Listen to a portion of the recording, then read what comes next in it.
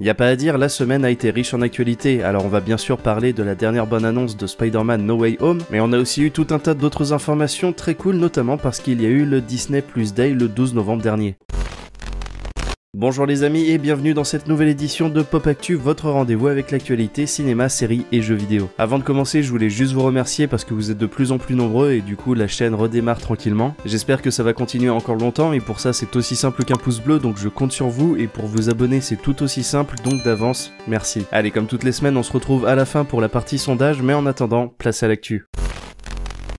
Et on commence avec une information qui me fait particulièrement plaisir concernant le 5e film de la saga culte, L'Arme Fatale. En effet, on le sait depuis un moment, le duo de policiers mythiques que sont Riggs et Murdoch, respectivement Mel Gibson et Danny Glover, vont être de retour, nous prouvant une nouvelle fois qu'ils ne sont définitivement pas trop vieux pour ces conneries. Alors ce film était censé être le dernier du réalisateur Richard Donner qui nous a hélas quitté en juillet dernier à l'âge de 91 ans. Mais du coup, c'est officiel puisque c'est Mel Gibson lui-même qui l'a annoncé lors d'un événement à Londres le 13 novembre dernier, c'est lui qui le réalisera. En effet, comme il l'a dit dans une interview, c'est Richard Donner lui-même qui lui a demandé de réaliser le film si jamais il venait à casser sa pipe, comme il disait. En dehors de ça, on n'a aucune information ni aucune date, mais une chose est sûre, et je ne sais pas pour vous, j'ai vraiment très hâte de voir ce que sont devenus Martin Riggs et Roger Murdoch. Le film Red Notice avec Gal Gadot, Dwayne Johnson et Ryan Reynolds est sorti le 12 novembre dernier sur Netflix. Alors déjà, le casting 3 étoiles fait vraiment plaisir à voir, mais en plus, même si le film n'a rien d'original, son histoire de voleur d'art pleine d'action et d'humour nous fait passer un très bon moment. Et du coup, il n'y a rien d'étonnant au fait que Red Notice enregistre le meilleur démarrage de tous les temps pour un film sur Netflix. En effet, il a été visionné 148,72 millions d'heures lors de son week-end de lancement. Oui, parce que désormais Netflix préfère communiquer en heures de visionnage plutôt qu'en nombre de spectateurs. Et donc il est devenu le même week-end numéro 1 de la plateforme dans 90 pays. Bref, un véritable succès qui ne laisse pas beaucoup de doutes quant au fait qu'on aura le droit à une suite.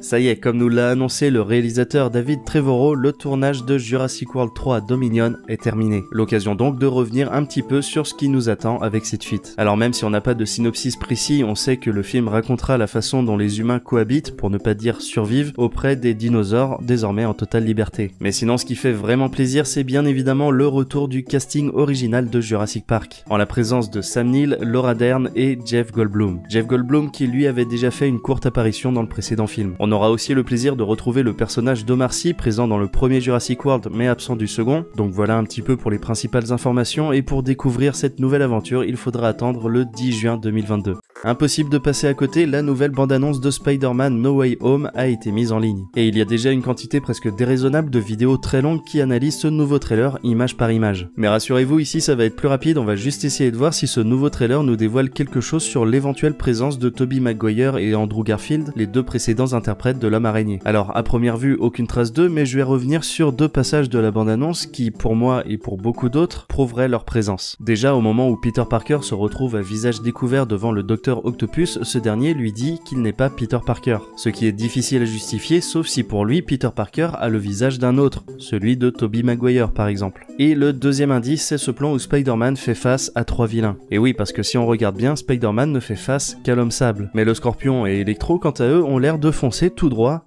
vers personne. À moins bien sûr que 2 Spider-Man aient été effacés, ce qui n'aurait rien d'étonnant, Marvel ayant l'habitude de modifier leurs trailers afin de cacher des éléments de leur film. Bref, après cette bande-annonce, j'ai de moins en moins de doutes quant à la présence de Tobey Maguire et d'Andrew Garfield, et j'ai vraiment très hâte d'être le 15 décembre pour découvrir tout ça. Et sinon, côté Disney Plus Day, voici quelques informations en vrac. Déjà en automne 2022, on aura droit à l'adaptation live de Pinocchio réalisée par Robert Zemeckis. On a aussi eu une première image d'Hocus Pocus 2 qui est actuellement en tournage 30 ans après le premier film. Buckwild, le personnage déjanté de l'Âge de Glace, va avoir droit à son propre film qui sortira le 28 janvier prochain. Tic et Tac, Ranger du Risque, la série avec les deux célèbres écureuils, va également avoir droit à son adaptation en film. Moins enfantin mais tout aussi réjouissant, on apprend que Prey, la préquelle du Predator de 1987, va arriver l'été prochain. Et enfin en 2022, mais sans date précise, on aura le droit à un thriller No Exit, adaptation du roman du même nom. Côté série, on va rester sur le Disney Plus Day parce qu'il y a eu énormément d'annonces, une vingtaine je crois, donc pour éviter de faire trop lourd, j'en ai retenu que 10, et en vrai c'est déjà pas mal. Pour commencer, la série Weekend Family, première production française de la plateforme, arrivera en 2022. On y suivra les péripéties d'Eric Judor qui incarnera le père de 3 filles qui ont chacune une mère différente. Baymax, le gentil robot du film Les Nouveaux Héros, va avoir droit à sa série. On a pu avoir un aperçu avec un premier teaser et ça arrivera en été 2022. Sinon, une annonce qui me fait extrêmement plaisir, c'est celle d'une série Willow, le célèbre film fantastique de 1988, et on aura le plaisir de retrouver Warwick Davis dans le rôle titre. Sûrement l'une des séries les plus attendues de 2022, Obi-Wan Kenobi se dévoile un petit peu avec quelques concept art qui donnent très envie. Mais il va falloir être encore un petit peu patient avant de revoir Ewan McGregor dans la peau du célèbre Jedi.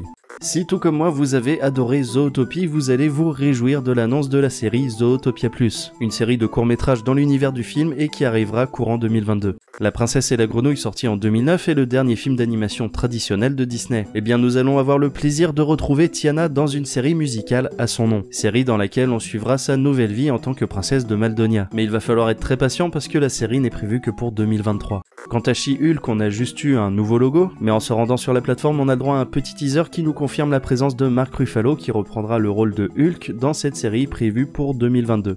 Il y a quelques temps, je vous parlais de rumeurs concernant une série dédiée à Agatha Harkness, la vilaine sorcière introduite dans WandaVision. Et bien ça y est, c'est officiel et c'est bien sûr Catherine Hahn qui reprendra le rôle titre. En ce qui concerne la série Secret Invasion qui est actuellement en tournage, on a eu le droit à un premier visuel de Samuel Jackson aka Nick Fury, et pour ce qui est de la série en elle-même, si aucune date n'a été communiquée, il ne faut pas s'attendre à la voir avant fin 2022. Et enfin sûrement l'annonce de série Marvel qui m'a le plus hypé, Moon Knight. En effet, le super-héros qui est un petit peu considéré comme le Batman de Marvel, même si c'est un gros raccourci de dire ça, va avoir droit à sa série. Un premier teaser est disponible sur la plateforme et l'ambiance s'annonce bien sombre, fidèle aux comics, et c'est l'excellent Oscar Isaac qui tiendra le rôle titre. Niveau actualité gaming, on commence avec du lourd puisqu'en début de semaine, des rumeurs laissaient entendre que Red Dead Redemption 3 était déjà en développement. En effet, sur LinkedIn, le CV d'un employé de Rockstar y faisait mention. Depuis, le CV a été corrigé, mais l'expérience me laisse penser que ça n'était pas une simple erreur. Le 5 novembre, Call of Duty Vanguard est sorti et il n'a pas fallu longtemps avant que les tricheurs ne s'incrustent dans les parties des joueurs honnêtes. Du coup, Activision renforce les sanctions vis-à-vis de ces derniers et désormais ils pourront être bannis de manière définitive de tous les jeux de la licence. Le studio déclarant « Nous travaillons dur pour rendre les choses aussi frustrantes que possible pour les tricheurs ». Bref, de quoi en dissuader plus d'un.